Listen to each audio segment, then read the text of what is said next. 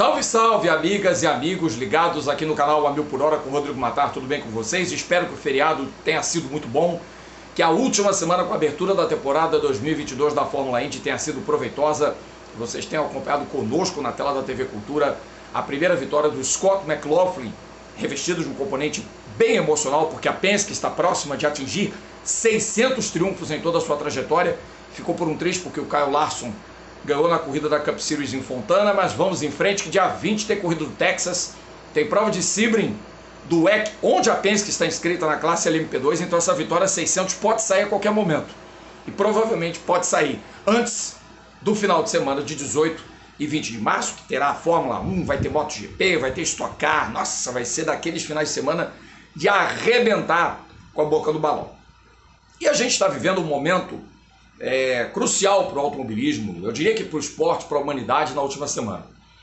Diante de tudo que aconteceu, diante de tudo que vem acontecendo, esse conflito insano, esse conflito inconsequente, esse conflito sem sentido entre a Rússia de Vladimir Putin e a Ucrânia de Volodymyr Zelensky.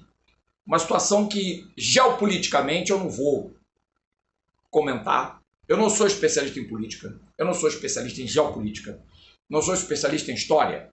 Eu acredito que diálogo e entendimento são fundamentais para que as partes consigam chegar a um denominador.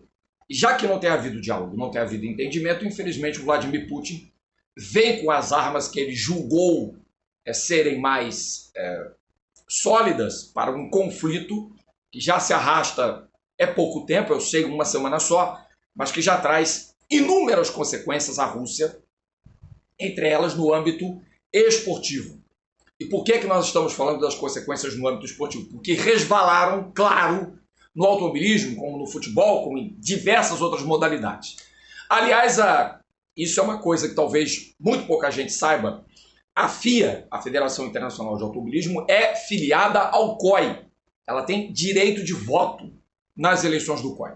Então, como filiada ao Comitê Olímpico Internacional, ela tem que se submeter a algumas regras, inclusive esportivas, umas regras éticas, e também as sanções disciplinares de doping da WADA, que acarretaram com que a Rússia fosse proscrita da última Olimpíada, da última Olimpíada de Inverno, será também da Paralimpíada, como também foi da Paralimpíada em Tóquio, também será da Paralimpíada de Inverno em Beijing, na China, e isso faz com que nas competições internacionais os russos tenham participação como neutros, como uma espécie de federação russa que não existe. A autoridade máxima do automobilismo ela está sancionada à FIA, que, como já disse, é filiada ao COI, então a Rússia não pode ter uma representação de bandeira no automobilismo, como não teve no ano passado, no WEC e na Fórmula 1 com o Nikita Mazepin. E seguirá havendo esta sanção em 2022. Só que com consequências muito mais sérias. Por conta de todo esse conflito armado pela Rússia, o país foi retirado do calendário da Fórmula 1. Não haverá o GP da Rússia, que estava previsto para acontecer pela última vez em Sochi, antes da transferência para Igora Drive, que é em São Petersburgo, antiga Leningrado. Isso faz com que a corrida tenha que ser realocada, uma nova data, a data da Rússia para uma nova pista, e não se sabe ainda qual que a FIA vai escolher. Ela tem opções: Malásia, seria plausível a volta de Sepang. A Alemanha voltar ao calendário seria interessante, mas aí não sei se na mesma data que seria realizado o GP da Rússia. Portugal aparece com força. A Turquia também, que já tem um esquema para venda de entradas, mas por força talvez da presença de um saudita, o Bin Sulayem, a Fórmula 1 pode se render outra vez ao dinheiro do Oriente Médio. E aí a Fórmula 1 cai numa incoerência. Na verdade, a Fórmula 1 ela só pensa nisso aqui, em dinheiro. Ela está elegendo a Rússia, como todos os outros esportes, a própria FIFA está elegendo, Federação de Futsal, enfim, todas as competições esportivas em que a Rússia está envolvida, o país do Putin está sendo colocado como vilão. Certo? Mas advirto que A Rússia não é o único país que arrumou conflito no mundo inteiro. Você tem guerras e mais guerras e conflitos armados acontecendo em todas as partes do planeta, exceto aqui. Mas a Federação Internacional de Automobilismo já sancionou provas, já realizou corridas, né, em países de ditadura, Brasil e Argentina. Realizou corridas na África do Sul no tempo do apartheid. E os Estados Unidos propriamente não são santos. Nunca foram. E tem corrida no calendário desde 50. Então, minhas amigas e meus amigos, a FIA peca pela incoerência. Falta coerência à FIA. Como falta coerência à FIFA, como falta coerência a qualquer entidade esportiva, ao COI também. Então, não vamos tapar o sol com a peneira e só achar que a Rússia é vilã na história, porque não é. Não há coitadinhos, não há heróis. Eu não sei nem se a gente pode colocar a Ucrânia como coitadinha de história nenhuma. A ex-república da antiga União Soviética, como a Rússia também. É o que eu estou falando. Geopoliticamente eu não vou me meter nessa história. Não vou falar nada disso. Conflito armado, nada. Só acho guerra um troço absolutamente sem sentido. Quando não tem razão de ser. E essa não tem nenhuma razão de acontecer. Essa guerra é errada. E a Rússia está prejudicando a si mesma, está prejudicando o mundo inteiro. Por consequência. Mas o que está em jogo aqui é a falta de coerência das entidades esportivas. Por quê? Se é para sancionar só a Rússia, por que não se volta aos erros já cometidos no passado e pensa, porra, pois é, nós aqui organizamos grande prêmio no Brasil, que tinha tortura e morte, na Argentina, milhares de desaparecidos, na África do Sul, o odioso racismo contra os pretos, sem contar os Estados Unidos, que toda hora invadem alguma coisa. E aí? Onde é que está a coerência nessa história? Por que só a Rússia é vilã? Eu não estou defendendo o Putin, não estou defendendo a Federação Russa, não estou defendendo nada.